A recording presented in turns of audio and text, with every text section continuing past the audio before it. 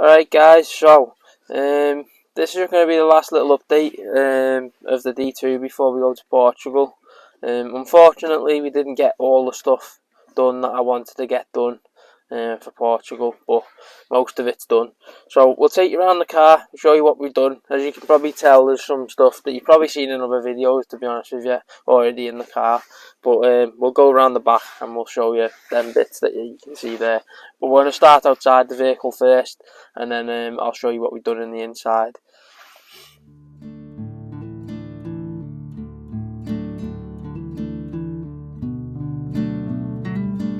So now we're outside the vehicle, so we're just at the front. We haven't done anything to the front of it at the minute because I haven't had the chance to do anything to it, other than the number plate where we put the UK symbol on the number plate. So that isn't necessary anymore. When you go abroad you have to have the sticker, and we'll show you that when we go around the back of the car. Moving around to the side, we've got our snorkel.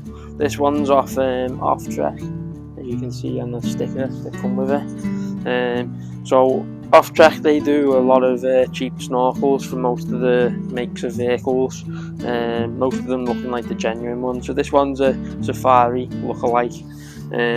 I did want a Mantech one, but I couldn't find one that was a decent quality, like, you know, one that wasn't rusting already or anything like that. But that one will do. So it'll do the job basically. And then moving down to the tyres, so we've got these tyres. These come on the car, so these are General Grabber 83s. I thought we'd have the new ones on by now, the Davantes, but unfortunately I haven't been able to put the lift on. With not putting the lift on, I can't put the bigger tyres on. So when we get back, sort the suspension out, we'll get the front end of the car all done with the winch, the bull bar, spotlights, all that, all the good stuff really. But for now, these have got decent tread on them all the way around, so we'll just use these. I did have to get a fifth one because it only come with 4 General Grabbers on when I got it, so we have to find another one, so I'll show you that when we get around the back. Also, we've got the rock sliders. So these are homemade rock sliders. They don't fit perfect around the doors because on a disco, if you don't know, these doors are not straight, so you have to obviously have the gap if you have an homemade one, or bend them to fit the doors.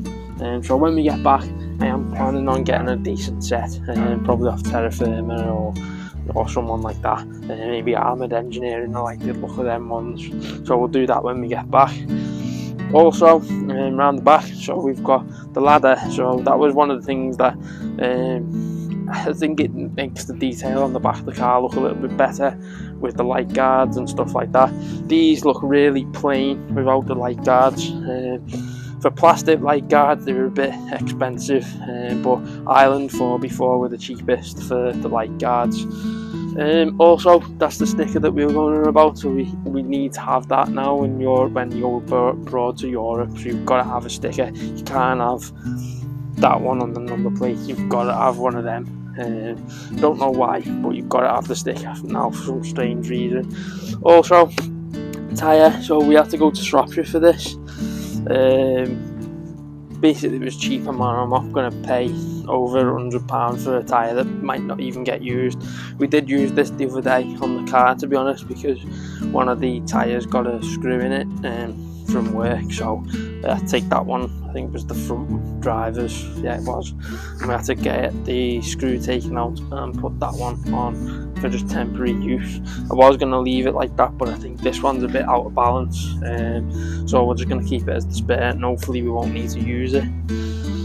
Also, we've got the roof rack. So the roof rack is the one that was on the D1. It's got all the same stuff on it and in all the same locations.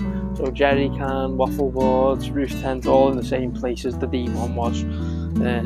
So we just whipped that round basically, and there's no point in buying another one if this one fits. So I just took that one off the D1 and put it on this.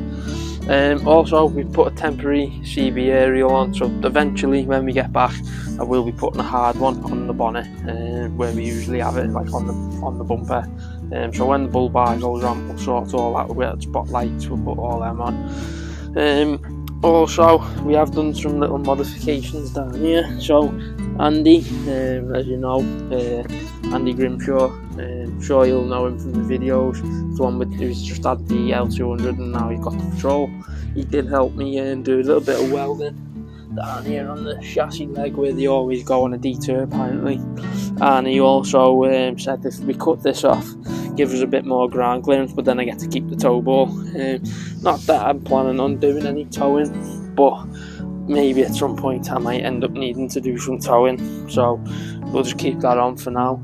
We might find a different way of maybe mounting a tow bar onto the vehicle when we get back, but for now that'll do. Not that I'm planning to do any when we're in Portugal, but you know, we'll just see how we're getting on, get on basically, and I can use it if really necessary. I can use it as a recovery point, but the recovery points are on it. Logan's in the car, probably destroying the thing before we even go away because we're going away tonight. So when this video comes out, we'll probably be in Portugal. So if you haven't checked it out, go and check out our Instagram, follow us, and see how we're getting on in Portugal. And then obviously the videos will come out as soon as we get back. If you like this one, make sure to hit the like button. Make sure you subscribe if you haven't, and let us know down in the comments if there's any modifications you think we should do to the D2 or try out. So yeah, I just forgot at the end of the video to show you the inside. So in the back we've got a shelf by Mantech, genuine part by Land Rover. Mantech are no longer going. Lucky to get this off a mate of mine. So we've got that, and obviously we're storing all stuff up there for Portugal. And then we've got all the boxes and the fridge all wired in, all in place. We've got our stuff in the back door. And if we go around the front, if it's open, which it's not, we haven't done anything in the back, but in the front we've got the cup holders. Managed to get them off eBay. Can't remember the company who got them off, but it's looking like they're getting a little bit more rare to get hold of, brand new. So I got a set straight away. Couldn't get any in black unfortunately, so we've gone with the grey like we had in the D1, but a great addition to the car. Then we got me T-Max split charger, that's all wired in now, and we got the iPad mounted there ready for Portugal to show us which way to go. And then the CB up in the top there, just had that wired in by CB place in Liverpool. I forget the name, but yeah, they've helped me do that, and you'll probably see them on Instagram and stuff like that when we get the new one done. And that's about it for now. Oh, and then yeah, we took the switch out of here. We managed to fit a rocker switch in for the fridge, and yeah, that's it for this one.